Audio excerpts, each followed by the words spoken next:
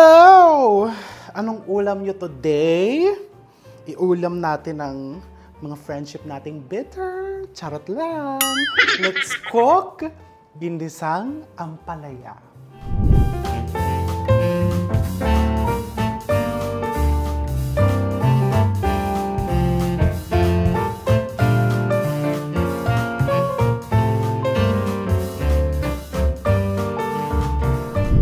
Okay, well of course, makikita mo ang ginagawa ko ngayon.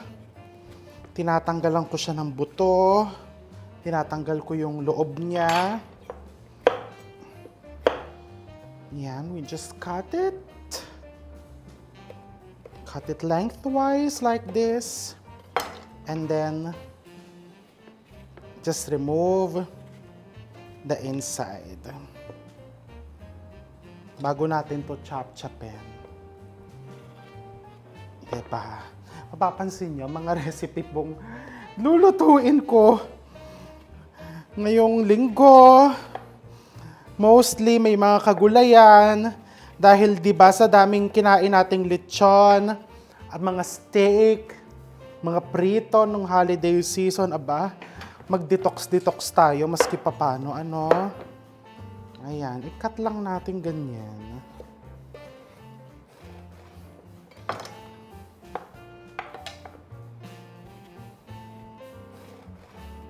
Okay, and then let's cut it. Just like this.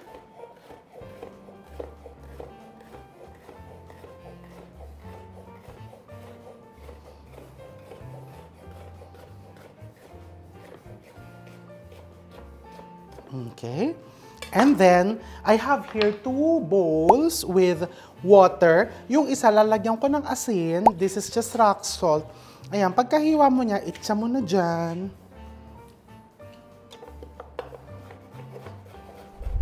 So, iso-soak mo yan sa salted water para matanggal yung bitterness. Nakakatulong po yon sa pagtanggal ng bitterness. O, diba? Kaya kung meron tayo mga friendships na bitter, padalhan mo ng salted water sa bahay o isama mo sa beach. Charot. Ayan, igaganyan mo lang na mabilisan. I-blanch mo dyan, tapos ilipat mo sa tubig na wala namang asin. Ganyan lang. Okay? So, tatapusin ko to. Tapos next, magigisa-gisa na tayo. Napakabilis po lutuin ito. And napaka-budget friendly. Alright, igisa na natin. So, lalagyan ko ng sardines para may added protein pa aside from the egg. So, I'm using Spanish sardines. Ilalagay ko yung oil. Ito na yung gagamitin kong panggisa para makamenos na tayo sa mantika, diba? And it's also flavorful. I put the garlic. Oh, wala nang bitterness yung ampalaya natin. Oh. I love it.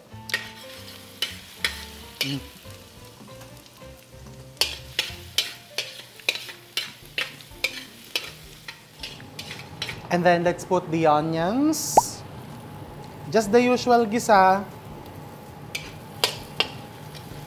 Kamatis.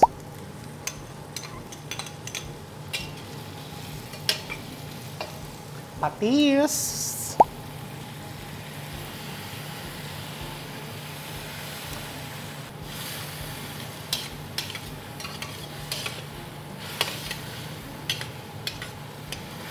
And then I have here eggs. I'm going to beat.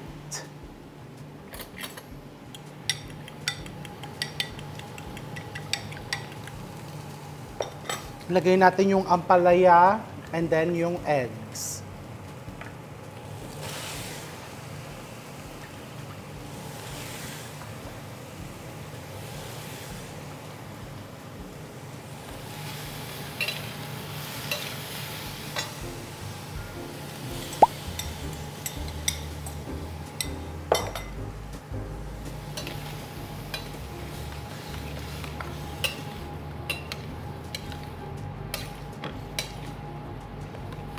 Pwede mo din unahin yung eggs.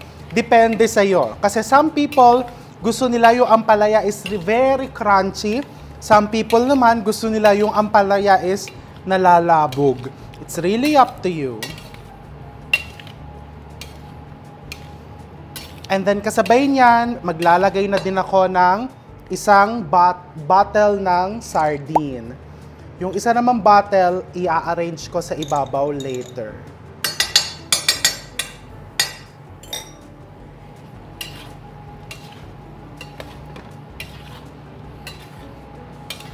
Pwede din naman pong anong tawag dito?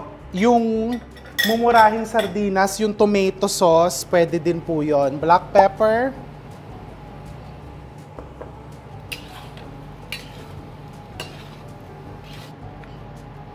Okay, tikman natin if we need to adjust the seasonings.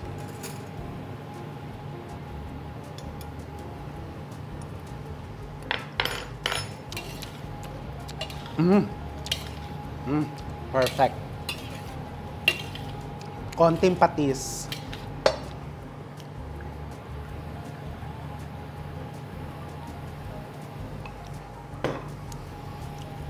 And then, since gusto kong crunchy yung ampalaya, I'm going to turn off the heat. And, tikman na natin. Alright, let's taste it. Ang maganda dito, pwede siyang parang salad style, pwede din pang ulam. Ito na lang, i-recycle na lang natin to.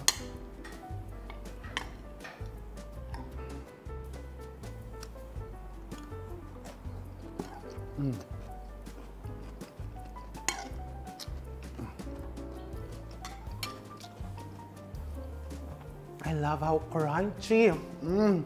And look at the color. Green na green. Now, let's taste with the sardine.